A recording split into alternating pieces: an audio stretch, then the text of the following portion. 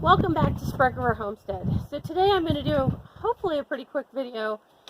It was a viewer question of how do you get a 10 or 12 pound doe or buck out of the back of a 30-inch cage without scruffing them and without, just absolutely jerking them out of the cage. So I got one of my not so easy to get out does, and we're going to see if I can get her out without scruffing her. So the big thing is, this is not one of my normal cages, and it's a little low for an American, so we'll see if I can get her out or not. So this is Homera. So the big thing is, if you can push them or pull them near the door, and how you do that is kind of near the face. If you can get the front end out, a hand behind the rump, and a hand underneath them, you can usually get them out. There are other methods as well. If you cannot get your animal to steer to the front, some of them will absolutely kind of sew up in the back. What you can do is, if you can kind of get them in position. Come here, baby. Come here. See, and now she's being the perfect model. Here.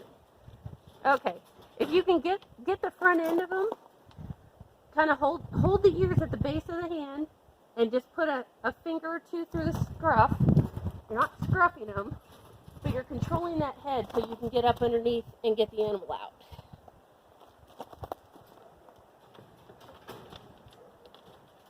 You should never, ever, ever be just grabbing a big old handful right here and lifting them out.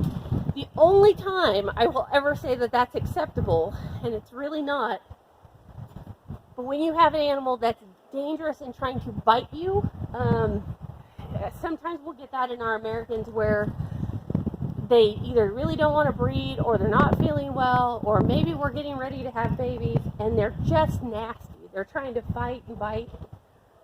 At that point, if you can scruff up behind the ears, it'll kind of control the head, and it'll keep you from getting bitten.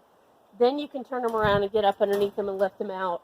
But sometimes in those cases, as much as I don't advocate scruffing them, if it's a dangerous situation where either they're going to get hurt or you're going to get bitten, it is one of the fastest ways to get control of them is to get a hold of that scruff. And it'll kind of, usually what will happen is they'll kind of quit fighting because they realize they've been caught.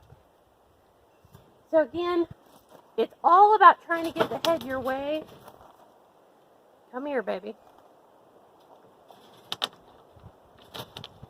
And there's nothing wrong with getting a hand up underneath them and lifting part of them towards you.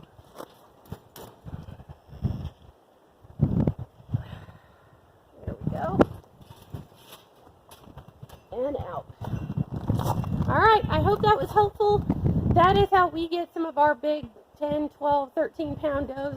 Usually the bucks will come to the front, but a lot of times the does want to sew up in the corner and kind of be a pain, but that is how we get them out of their cages. So that is it for today from Sprague Homestead.